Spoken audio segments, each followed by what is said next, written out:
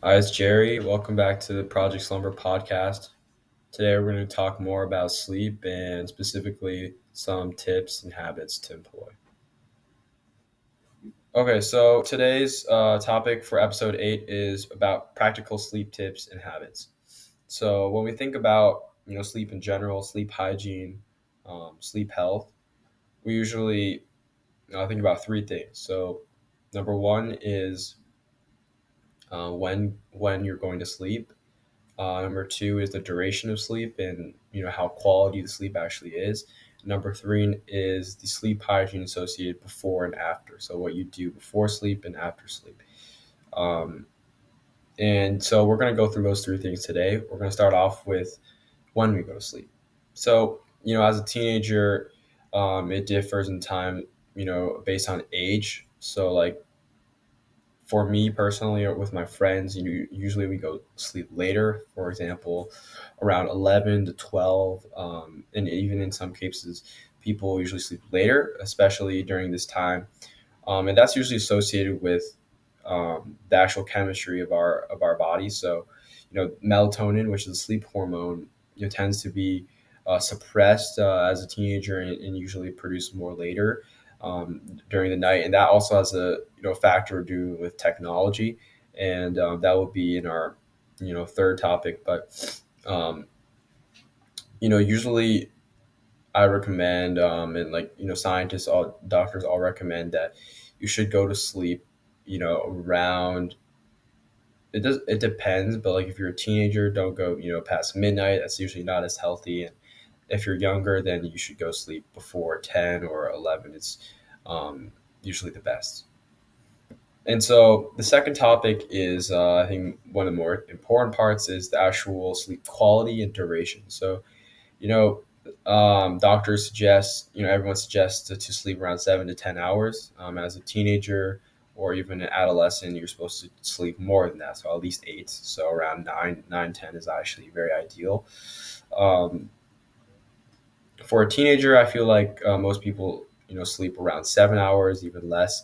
But it depends. I think sleeping 8 hours is the best. But the most important, I think, is quality sleep. So that means having no sound, not having, um, you know, a setting where you don't have a quality sleep, where you can have deep REM sleep and have multiple cycles of the sleep stage, where you get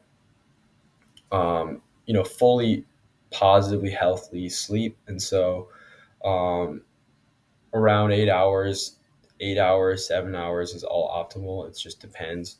Um, and I think finally, the thing that I like to talk about is the habit. So sleeping before, what your schedule is before sleep and what your schedule is after sleep. So this is where the habit comes in. So everyone has their own sleep schedule, how to wind down.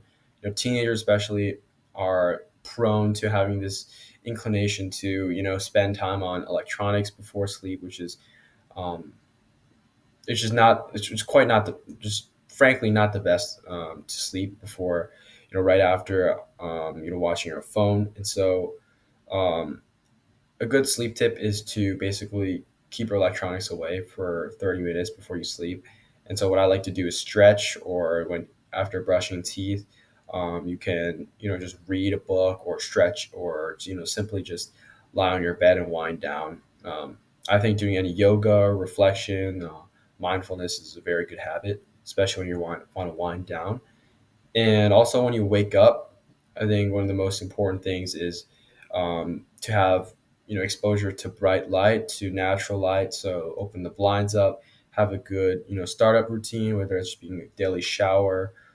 Some people I know journal in the morning, and I also do some morning stretches as well. So don't make a habit of sleeping as late as possible, or waking up in a hurry, especially if you're a teenager. I feel like having a good schedule is a great tip to have. So make your sleep habit consistent, and especially when you're not sleeping, is actually more important than you think it is. And one last thing I like to suggest for sleep tips in general is it's basically just to wind down. So sleep is very important, yes, but if you go to sleep with tons of stress, tons of not managing your time, it's actually not the best. But to make to optimize your sleep, I recommend having the other aspects of your life also rectified. So for example, you want to have good time management, you want to be stress free. um, Everyone has challenges and stress, but when you get into a routine, you should be able to wind down before you sleep. So that's my tip. Whether that be doing yoga or stretching, like I said before, or having some kind of wind down routine, I think is incredibly important. And the last thing is consistency. So it doesn't matter if you have one day where you sleep well, another day you don't sleep well. It matters if you can keep it up. And so keep yourself accountable and be consistent. All right. Thank you for watching and listening. I appreciate it. Make sure to follow our socials on the YouTube and also our Instagram. And that's it. Thank you.